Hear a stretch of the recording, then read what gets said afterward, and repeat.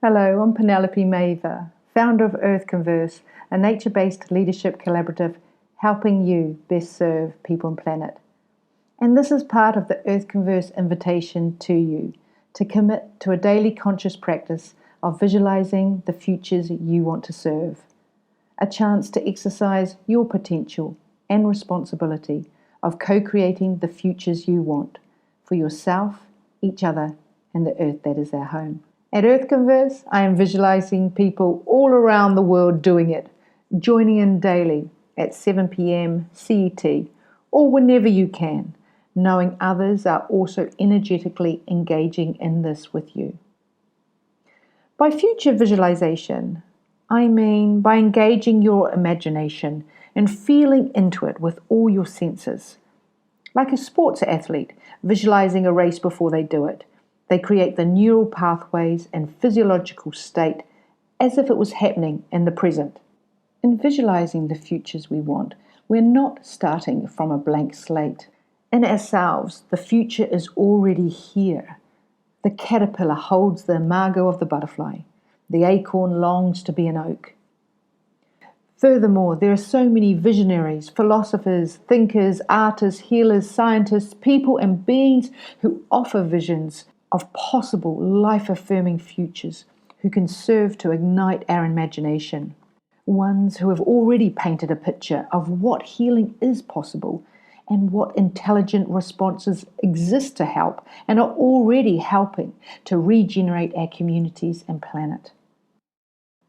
And for this visualization, we are focusing on climate. And I'm choosing to do it by bringing in the work of Charles Eisenstein, and specifically his book, Climate, A New Story. For it invites a wholesale reimagining of this complex, interconnected, and critical issue. I hope to honor his work and intention in this format of an earthconverse visualization to help stimulate your own visions, dreams, longings, and truth. I will create prompts generally from the summary points he makes on page 58 and chapter 12 of his book. I know the prompts may come too dense, fast, or too slow, that they may or may not fit you. But may they serve to be a reminder of his work, a contribution to your own exploration, and be a springboard for your imagination, your work. So let's take some minutes to visualize a climate future for our Earth from a place of calm and connectedness. I invite you to get comfortable and close your eyes if that feels right. Maybe take a few long, deep breaths to bring you into the present.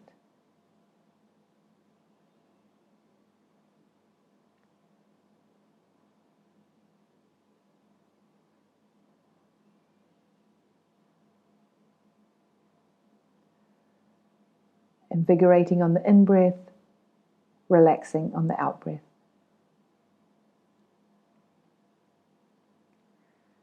And now scan your body. Notice your inner climate, your body-mind, the thoughts, feelings, sensations that are arising. What is your mood? And come into connection to the sacred elements within.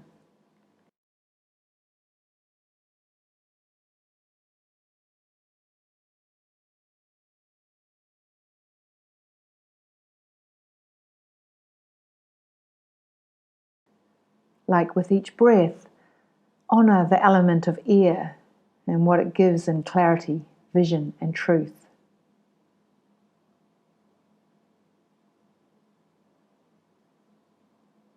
Perhaps notice the temperature in your body to honor the element of fire and its gifts of transformation. Notice the saliva in your mouth, the blood in your veins, the moisture on your skin, to honor water and what it knows about surrendering to the flow of life. And notice the points of contact with your own body and with the ground, to honour the element of air, the playground to manifest your dreams in the physical. Notice your interaction with the external climate, the air, moisture, temperature, material world. Tune into the sounds and smells around you.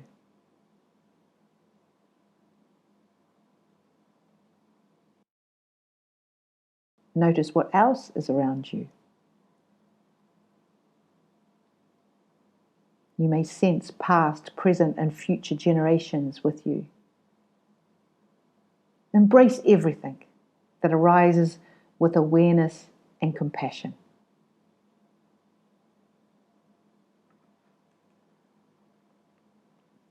And from this calm and connected state, open to a new story on climate.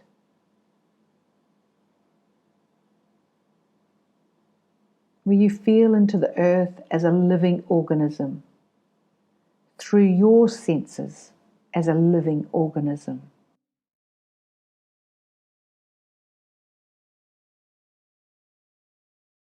Feel the organs and tissues of Gaia through sensing your own organs and tissues.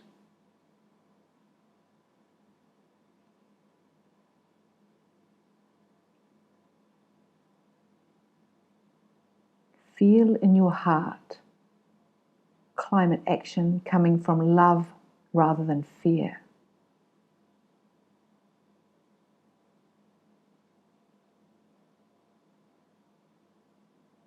Visualize a world where each biome, each local ecosystem, each species is free to contribute uniquely to the health and resilience of the whole. Where all beings, plants, animals, soil, rivers, ocean, mountains, forests, all ecosystems are respected as alive, sentient subjects. Where human life is integrated with the rest of life, where ecological, racial, and social healing is integrated.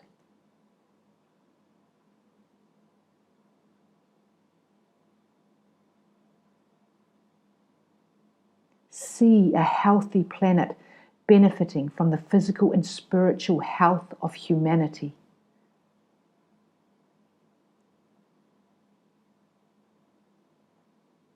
Knowing that having listened deeply to the earth, we have developed new ways of knowing and have nurtured Earth's capacity to self-regulate.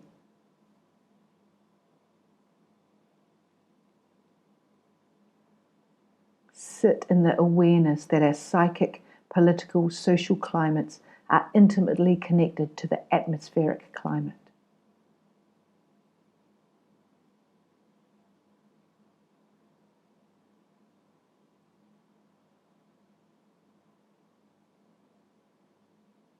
Visualize agriculture, technology, and our economies acting in service of life.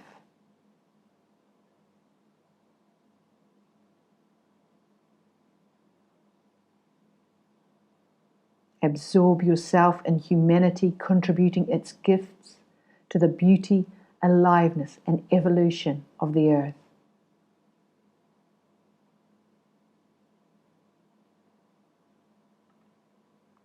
Ground yourself again to the earth, feeling the physicality of your body as we go deeper into manifesting specific tangible actions. Each of these prompts can be a visualization in themselves. Again, dive into them in your own timing and way. Visualize a world where land regeneration is generously stimulated by philanthropic, public, and governmental support.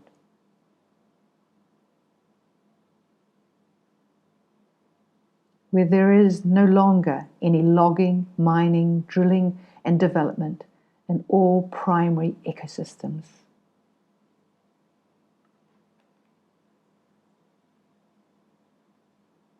Where more land is protected for wildlife in a way that protects Indigenous livelihoods.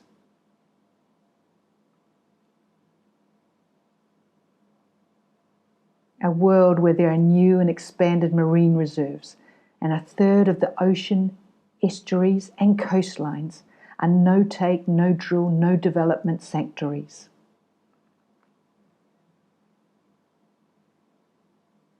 A world where there are no drift nets and bottom trawling in the ocean. Where there are no plastic bags for retail purchases and beverage containers are refillable.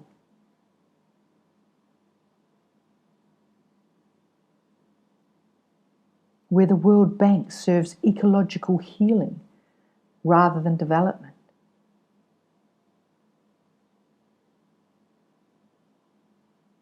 Where afforestation and reforestation projects happen all around the globe with ecologically appropriate native species.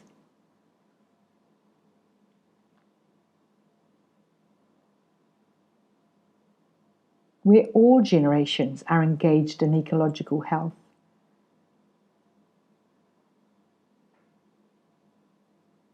Where water restoration projects happen worldwide and food systems are relocalized. Where a negative interest financial system creates flow. And manufacturers create durable, repairable products with easily recoverable materials. A world also where neither pesticides nor military exist. Breathe into those possibilities.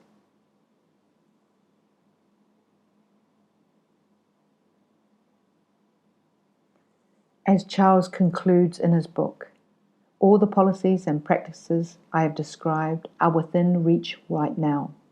The vision of a green world is not fantasy, nor, however, is it realistic. What it is possible.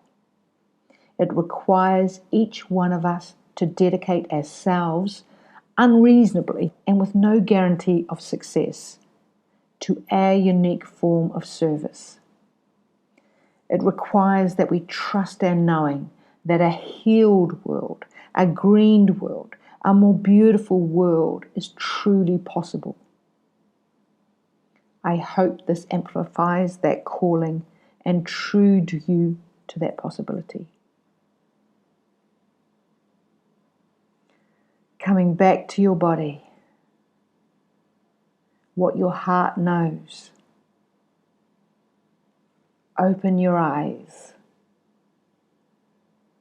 and carry this with you in your service to yourself, each other, and the earth that is our home.